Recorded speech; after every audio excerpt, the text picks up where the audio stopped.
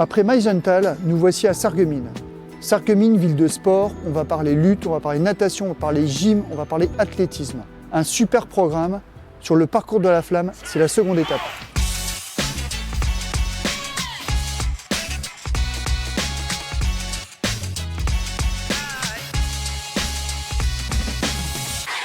Avec cette émission, je vais vous emmener sur les lieux qui entreront dans l'histoire des Jeux Olympiques et Paralympiques de Paris 2024. À chaque fois, nous rencontrerons les acteurs des territoires qui accueilleront le relais de la flamme olympique en juin prochain. Faisons ainsi entrer notre département labellisé Terre de Jeux dans l'histoire des Jeux Olympiques. Mon nom est Stéphane Moliens, athlète paralympique médaillé d'or aux Jeux de Rio et de Tokyo.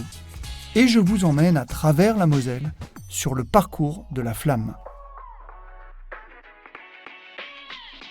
Sarreguemines, située dans le nord-est de la Moselle, est une commune très dynamique et pleine de belles rencontres.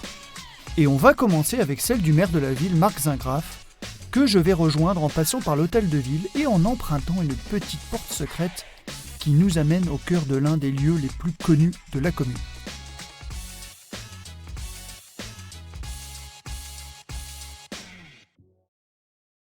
Marc Zingraf, bonjour. Bonjour Stéphane. Je suis enchanté de te rencontrer. Alors ici, dans un lieu incroyable, on est au jardin d'hiver du musée de la faïencerie à Sarreguemines.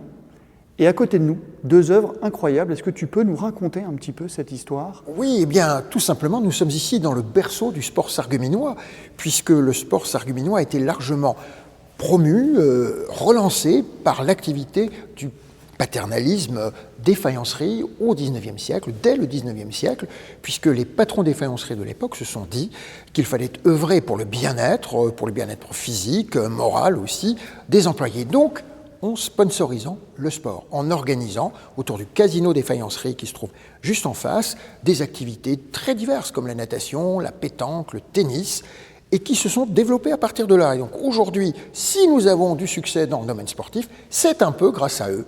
Et cet endroit nous rappelle constamment que le sport et les faïenceries sont liés à Sarreguemines pour le plus grand plaisir de notre ville, mais de toute la Moselle. Parlons maintenant un peu présent et peut-être un avenir très proche. Sarreguemines est une vraie ville de sport, une vraie ville de sportifs aussi de haut niveau. Oui. Est-ce qu'il y a une recette sarregueminoise pour former des champions ? Alors, je crois qu'une recette, ça suppose toujours différents ingrédients. Il en faut beaucoup pour une bonne recette. Alors, il faut bien sûr des sportifs sérieux, des sportifs de talent. Nous en avons et nos clubs savent très bien les détecter. Ensuite, nous avons d'excellents cadres, à l'exemple de la lutte. Eric Cirque a fait des générations de lutteurs de grand talent, mais c'est vrai dans tous les grands clubs. Et puis ensuite, il faut une ville qui y croit et qui consacre un budget. Et puis, il faut que cette ville soit également soutenu par d'autres collectivités comme le département, que je remercie au passage parce que c'est notre partenaire privilégié en matière de sport.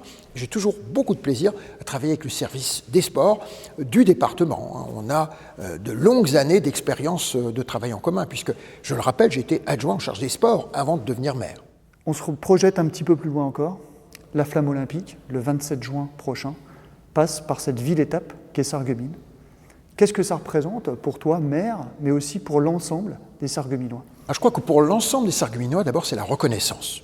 C'est l'adhésion à un moment vraiment légendaire de l'histoire sportive. L'olympisme, finalement, va passer par chez nous. Et c'est des années de récompense pour un sportif actif à ce moment-là, mais pour tous ceux qui y croient depuis longtemps. L'avoir peut-être porté par un Yann Schröb ou par Aurélie Muller, par exemple, pour citer les actifs. Mais tu sais qu'on a ici sur le territoire des entraîneurs comme Eric Cirque ou Cédric Schramm, également, qui a promené à travers le monde entier la fameuse banderole Sarreguemines. Pour tous ces gens-là, c'est une récompense. Les Jeux, c'est aussi un héritage. Oui. Il va y avoir les Jeux, mais aussi l'après. Qu'est-ce qui peut être impactant d'avoir les Jeux en France pour une ville comme Sarreguemines ?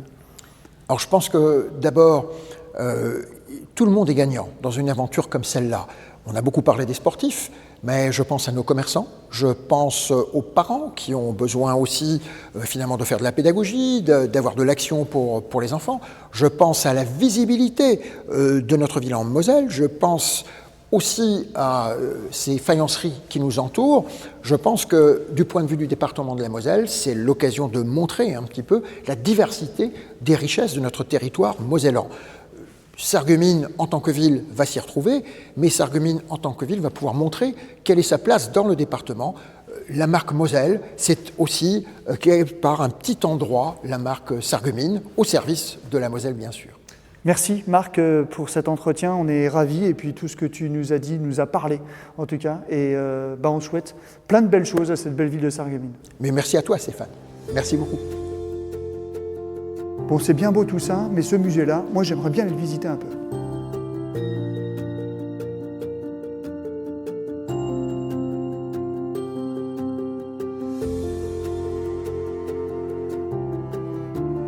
Ah, il y a des pièces incroyables ici dans ce musée qui est vraiment absolument fabuleux. Il faudrait peut-être que je manque quelques petites précisions à Tim, mon historien préféré. Ouais Stéphane, je suis là. Tu peux me raconter un petit peu l'histoire de la faïencerie de Sarreguemines ? De la faïencerie à Sarreguemines, bien sûr, mais elle fait partie d'une histoire bien plus vaste. On reprend du début, ou presque. Tu vas voir, c'est une histoire géniale. L'histoire de Sarreguemines démarre au 8e siècle. À l'époque, le lieu s'appelle Gaemundia. Il n'est composé que d'une énorme ferme qui peu à peu se développe, jusqu'à ce qu'une route y soit créée, puis un château fort. Rattaché au duché de Lorraine, Sarreguemines a indéniablement une utilité militaire, qui grandit d'ailleurs peu à peu, au point d'assujettir en quelque sorte les villages environnants, et devient même une municipalité autonome au XIVe siècle. Elle se développe au niveau militaire, administratif, commercial, malgré de nombreuses épidémies qui ravagent la région, et les guerres bien sûr qui ponctuent la chronologie des lieux.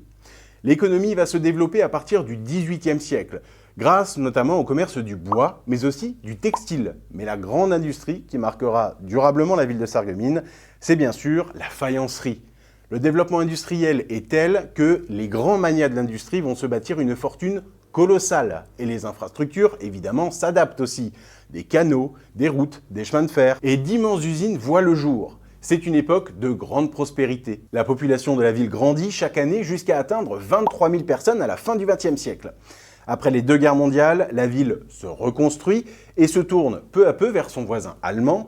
Si le déclin du textile et des céramiques est notable, ces grands chapitres de l'histoire économique du territoire font aujourd'hui partie de son attractivité touristique, comme le prouve le musée de la faïencerie dans lequel tu te trouves, Stéphane. Voilà, j'espère que ce résumé t'aura aidé à mieux comprendre l'histoire globale de Sarreguemines. Je te laisse, je dois être en plateau dans 5 minutes et j'ai encore du boulot. Ciao Stéphane.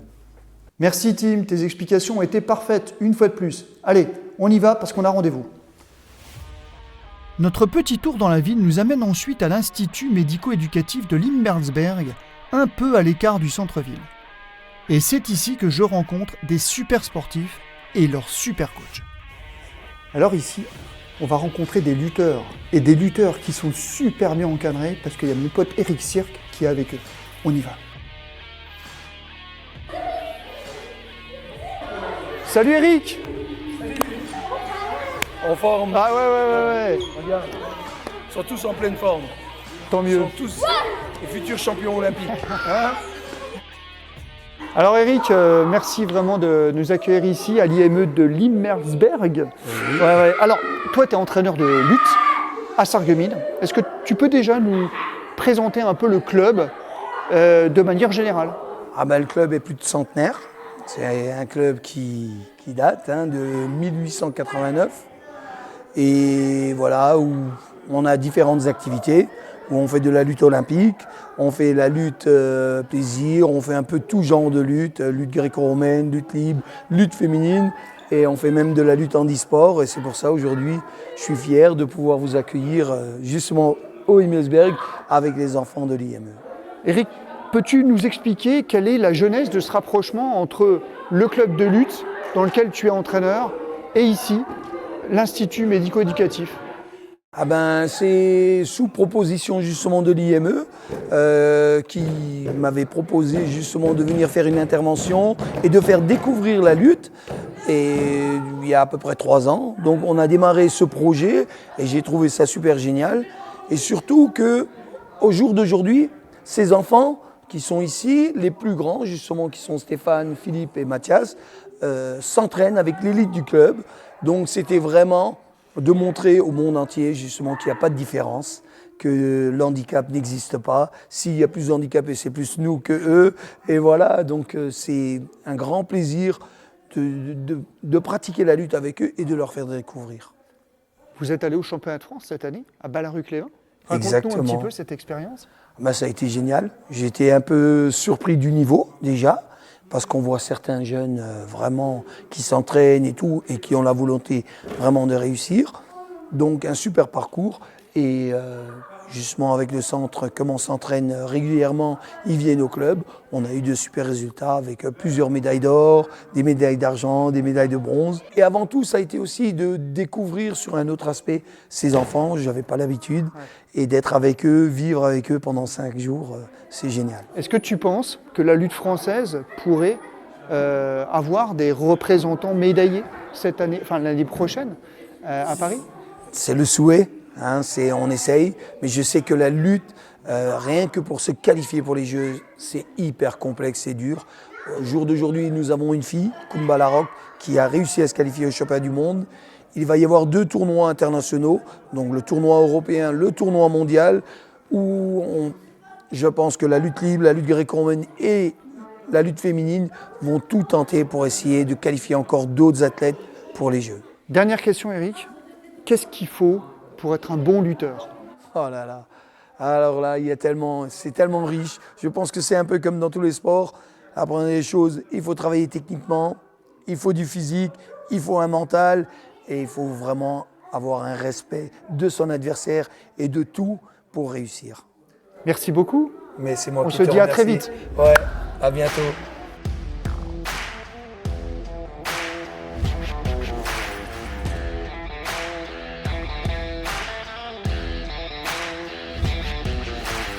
Allez, après ce petit échauffement, on reste dans le sport avec notre prochaine invitée. Evelyne Firtion, conseillère départementale, est là pour aborder directement le sujet du passage de la flamme sur le territoire mosellan. Et Evelyne est une super sportive et particulièrement fière de voir passer la flamme olympique en Moselle. Bonjour Evelyne. Bonjour Stéphane. Comment ça va? Ça va bien et toi? Très très bien, merci. Alors Evelyne, on est ici au complexe Gymnique, Émilie Le Pennec. Tu es présidente de la 5e commission sport, loisirs, terre de jeu, mais donc surtout conseillère départementale. Tout à fait. Alors est-ce que tu peux nous expliquer ton rôle en tant que conseillère départementale ici dans le canton de Sarreguemines? Alors, c'est le 2e mandat maintenant que j'exerce en tant que conseillère départementale. Alors, beaucoup de choses à faire, surtout sur un territoire qui est très très actif. Alors, la commission sport, évidemment, on est bien placé puisqu'on a énormément d'activités sportives ici, déjà sur Sarreguemines et sur le canton en général. Le président m'a confié cette délégation justement parce qu'il sait que j'aime le sport. Je suis aussi une sportive quand j'ai un petit peu plus de temps. Et voilà, donc amener les associations à les aider dans leurs projets, les accompagner quand il y a des compétitions, même quand il n'y a pas de compétition, ne serait-ce même que d'être présent quand il y a des assemblées générales, c'est très important aussi. On apprend à connaître un peu de monde, on apprend à voir les sportifs quand ils sont présents, et puis surtout on connaît un petit peu leurs problématiques, et puis quand on peut y répondre, on est ravis. Alors, on est au complexe Émilie Le Pennec, je le disais. C'est un complexe qui a été labellisé Terre de Jeux. En quoi cette labellisation est importante, à la fois pour la commune, mais aussi pour le département? Alors, le deal, en fait, pour avoir un passage de la flamme, il fallait que le secteur, enfin le territoire et le département soient labellisés.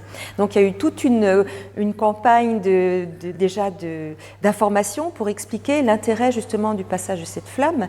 Et pour prétendre à ce passage, il fallait effectivement que nos associations et nos communautés d'agglomération, nos communes soient adhérentes et labellisées. Donc, le deal, c'était ça. Et puis, l'important, c'est effectivement d'apporter un plus pour notre territoire et puis un rayonnement en même temps par ce label. Et puis les JO, ça fait toujours rêver. Donc voilà, on a tous en souvenir, on a tous en tête des souvenirs justement qui nous rappellent des bons moments. Toi-même, tu fais du sport? Oui, alors j'ai commencé ma première compétition à l'âge de 52 ans, il y a quelques années. J'ai toujours fait du sport. C'est-à-dire Non, effectivement, je confirme, il n'y a pas d'âge. Il y a l'envie. Alors, depuis l'âge de 13 ans, je fais de la natation. J'ai un petit peu moins le temps en ce moment, mais il n'y a pas une semaine qui se passe sans que je fasse du sport. Donc, je suis un petit peu... comme la natation, c'est assez chronophage quand même. Donc, quand j'ai pas le temps, je vais courir. J'habite à la campagne, donc ça se prête bien. Je fais des séances de paddle sur l'eau, hein, l'équilibre, le gainage. Quand il y a des manifestations, la course des 5 km, la course contre le cancer, quand il y a les pompiers aussi, parce que j'ai aussi une délégation chez les pompiers, donc ils organisent régulièrement des raids Moselle Nature, donc je participe avec mes petits moyens qui sont les miens. Il y a course, VTT, il y a des séances aussi un petit peu sur l'eau avec du kayak, parce que j'aime beaucoup tout ce qui est en rapport avec l'eau. Et enfin, dès qu'il y a une manifestation, j'essaye de participer. Et puis surtout, j'ai un besoin de me défouler, et je trouve que ça rapporte un équilibre aussi. Et puis voilà, que ce soit collectif ou individuel, moi tous les sports me conviennent. Si c'est une période de ski, je vais faire du ski. Enfin moi, je suis apte, je suis ouverte à tous les sports en tout cas. Merci Evelyne pour cet entretien. Merci à toi, Je suis Stéphane. ravi qu'on ait pu échanger. Merci. Et donc, vive les Jeux en Moselle. Vive les Jeux. Merci. Comme nous sommes au cœur d'un lieu sportif qui plus est labellisé Terre de Jeux, j'ai bien envie de rester encore un peu et d'aller faire connaissance avec Donatella. Et on va parler du club de gym de Sarreguemines, un club très dynamique, vous allez voir. On va aller faire un petit tour maintenant à l'intérieur même de la salle d'entraînement. C'est par là.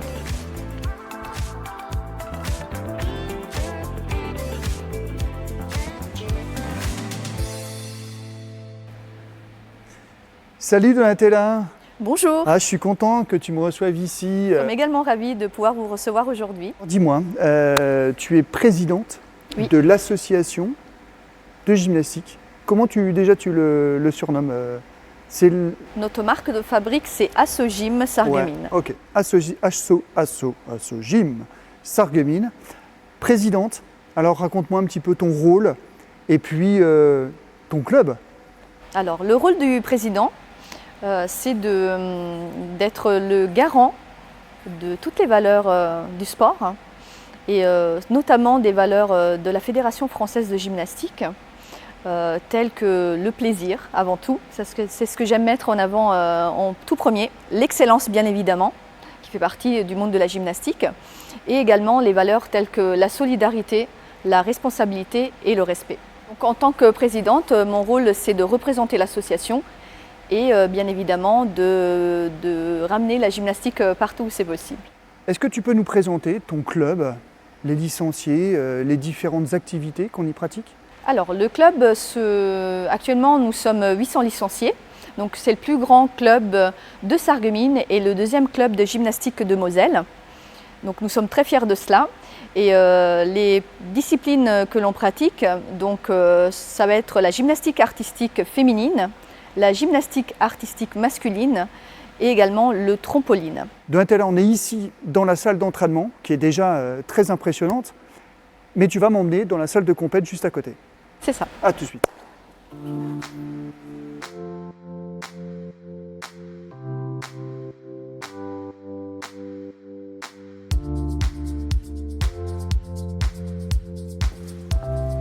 Ah ouais, alors ici, on arrive dans la salle de compète.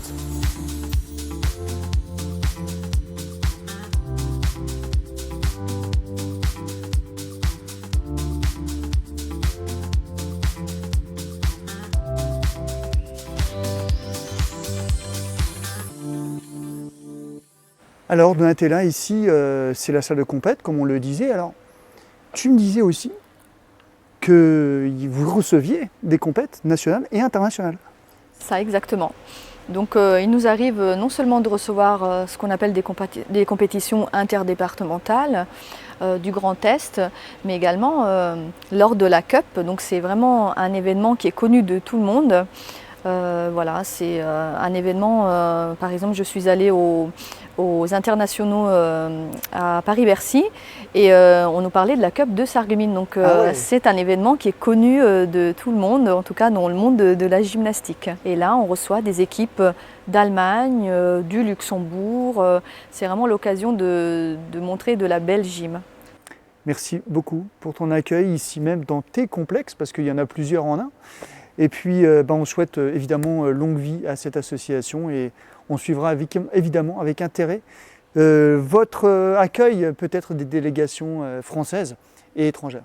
On croise les Avec doigts. plaisir, merci à vous. À très vite.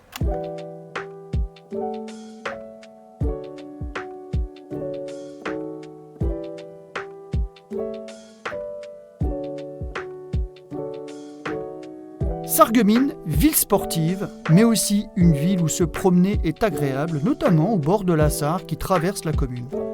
Et parfois, il y a de belles surprises, vous allez voir. Alors venir à Sarreguemines et ne pas rencontrer Aurélie Muller, ça m'embêterait vraiment. En plus de ça, je lui poserais plein... Aurélie, Eh oui. mais c'est incroyable. Mais quelle coïncidence. Et ouais, c'est ça. Aurélie, mais... je me suis dit, est-ce que c'est possible de rencontrer Aurélie Muller ailleurs que dans l'eau? Et quand je regarde le temps, on n'est pas loin quand même. On n'est pas loin, ouais, c'est vrai.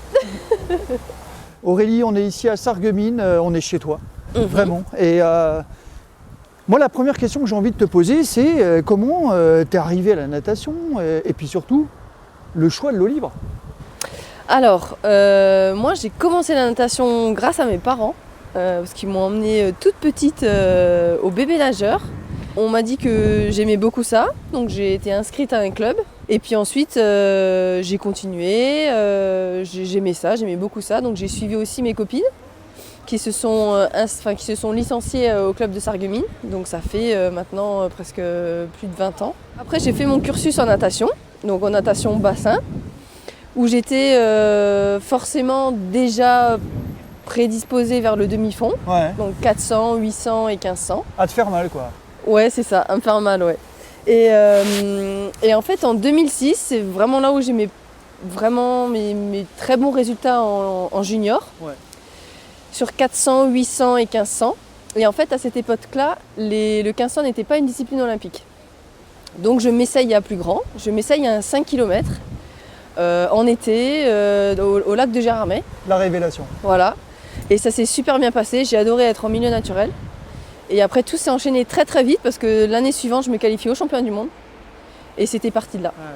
T'es partie de Sarreguemines à un moment pour ta carrière, aussi pour entamer une formation de diététicienne, si je ne me trompe pas. Non, c'est ça, voilà. c'est ça. Comment tu... quelle finalement motivation a été la tienne pour revenir ici à Sarreguemines? Moi vraiment ça a été le savoir-faire. Je savais que le club de Sarreguemines a un savoir-faire. J'ai été l'une d'entre elles. Il y a eu beaucoup de nageuses de Sarreguemines qui ont brillé au niveau national et international. Mais c'est aussi les valeurs en fait, les valeurs de travail comme je le disais tout à l'heure. Je sais qu'ici ça travaille en fait, on a une culture du travail qui est vraiment importante. Et puis ma famille, le fait d'avoir un environnement assez serein, pour moi c'était important. Et donc voilà, toutes ces choses-là ont fait ont fait que mon choix se portait à revenir chez moi. Aurélie, merci beaucoup pour merci à toi. Cet entretien. On te souhaite évidemment le meilleur. Merci beaucoup. Après cette rencontre totalement fortuite, il me reste encore une personne à les retrouver. Direction le stade Pierre de Coubertin, un autre site de la ville labellisé Terre de Jeux, où je vais rejoindre un athlète paralympique que je connais depuis bien longtemps. Et en fin de journée, je sais qu'il a l'habitude d'aller s'entraîner là-bas. Ah il est là, Michel. Ah Mich, je suis content de te voir. Salut, vraiment, Stéphane. Moi aussi. Plaisir partagé. Je sais bien. Michel, on est un peu chez toi ici, hein. Sur une piste sur laquelle tu t'entraînes. Raconte-nous un petit peu ta façon de t'entraîner. C'est une piste où, c'est comme tu le disais, hein, c'est vraiment une piste c'est le deuxième chez moi, quoi, en fait. Je m'entraîne pour les grosses séances et tout, je m'entraîne toujours sur cette piste-là, à Sarreguemines, qui est mon club, avec mon guide qui est Romain Dicher, qui est mon nouveau guide, qui est le fils de mon entraîneur. Donc notre façon de s'entraîner, en fait, on va faire 3 grosses semaines vraiment intenses. 3 grosses semaines intenses, ça veut dire même du bi-quotidien, une sortie le matin, une sortie le soir. Et on partira sur une semaine, on va dire, de repos. Repos veut dire pas rien du tout, mais vraiment très léger, quoi, en fait. Vraiment, pour que le corps se régénère, il faut vraiment savoir que le repos fait partie de l'entraînement. Il faut vraiment le mettre en place pour le savoir. Il faut vraiment le faire, parce qu'au départ, moi, je ne le faisais pas et c'était compliqué. Michel, ton objectif avoué, c'est d'être sélectionné pour les Jeux paralympiques de Ouais. Paris l'année prochaine. Quelles sont les étapes importantes pour toi? Alors les étapes importantes pour moi et Romain, ce sera de faire des minima qui sont mis en place par la Fédération française handisport, qui sont de 16,27 sur 5000 mètres, et en même temps être dans le top 12 mondial. Et ça va passer par des meetings internationaux comme Marrakech, comme Dubaï. Il y en a 2 en France qui sont, ou même 3 en France je crois, qui sont Talence, Maison-Alfort et Paris-Charletti. Il y aura la Suisse également. Tout ça, c'est des meetings où il faudra qu'on fasse vraiment ce que je viens de te dire, ces fameux minima, et après être dans le top 12 mondial vraiment pour être sélectionnable. Voilà. Alors, tu es déficient visuel, c'est-à-dire que tu vois mais pas beaucoup. Donc tu m'as dit, je cours avec un guide. Ouais. Donc je suppose que le lien entre vous doit être très fort. Oui, en fait, le lien il doit être très fort. Il faut que je fasse vraiment très très confiance à mon guide. Une super complicité. En fait, parce que si tu veux, sa voix, c'est mes yeux. Parce qu'en même temps de ces lunettes opaques que j'ai là, où je vois pratiquement plus rien, maintenant c'est la nouvelle règle, on nous met carrément des pattes sous les yeux. Ça fait qu'on est vraiment dans le noir, quoi.